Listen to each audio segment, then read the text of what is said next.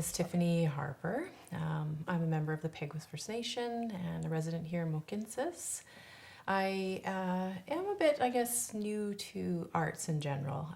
I have a background in theater, but professionally I'm a herbalist and a doctor of traditional Chinese medicine. So my background is primarily in the plant realm.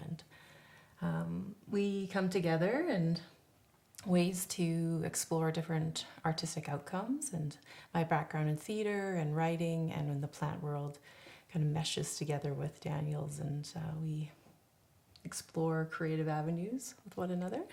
My name is Daniel J. Kirk. I'm a visual artist. Definitely dabble in public and community work as well over the last kind of 10 or 15 years, developing a public art practice alongside a visual arts practice, and originally from Calgary. It's kind of like a good ping pong match, you know, we definitely bounce ideas off each other, and that's just every day, all the time. So when we started kind of getting better at it, I think we were going for longer, right? Like this idea would bounce back, and then we would just kind of help to develop a better conversation about particular ideas. I've referred to Tiffany before as an idea smith. She kind of like pounds an idea into something that is really like a good result at the end.